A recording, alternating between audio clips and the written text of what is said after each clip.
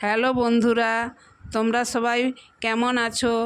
আমি একটা নতুন রেসিপি নিয়ে এসে গেছি।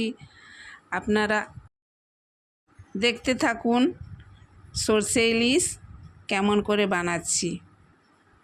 প্রথমে কড়াইতে তেল দিয়ে দিলাম। আমি এখানে সরষের তেল ব্যবহার করছি, কাচ্চিঘানি সরষের তেল। তোমরা যেমন বাড়িতে যেমন থাকবে সেই তেলটাই ব্যবহার করলে হয়ে যাবে, কিছু অসুবিধা নেই। তেলটা গরম হয়ে গেলেই আমি দিয়ে দিচ্ছি কালো জিরে, কাঁচা লঙ্কা দিলাম। লঙ্কাটা ভাজা ভাজা হয়ে আসলে তারপরে দিয়ে দিলাম সর্ষে পোস্ত বাটা, হলুদ,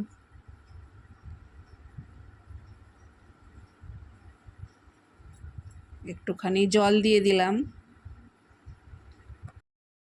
স্বাদ মতো লবণ, হলুদ দিয়ে নাড়তে থাকলাম।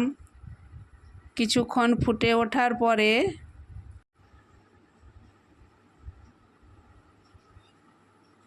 লঙ্কা গুঁড়ি,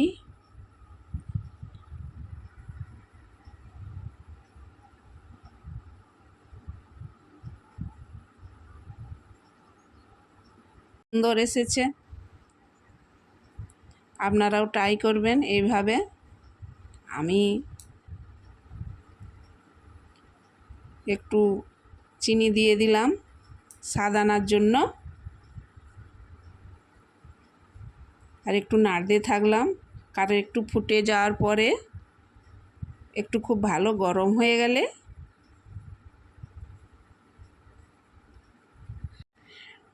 ম্যারিনেট করা ইলিশগুলো দিয়ে দিলাম। দেখুন বন্ধুরা কি সুন্দর করে সাজিয়ে রেখেছি থালাতে।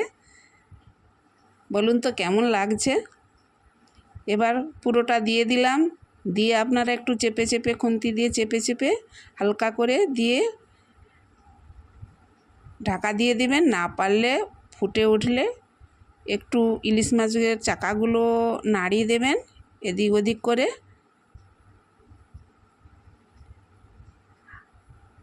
আমি এই প্রথম এতগুলো ইলিশ মাছ রান্না করলাম, তার আগে দুটো করেছি একসঙ্গে, এটা একটু বেশি।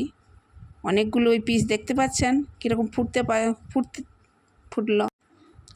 বাঙালিরা এই সর্ষে পোস্ত ইলিশ বা সর্ষে ইলিশ খুব খেতে ভালোবাসে।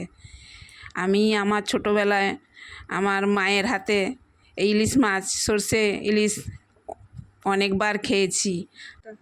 চটপট তৈরি করে নিলাম সর্ষে পোস্ত ইলিশ বা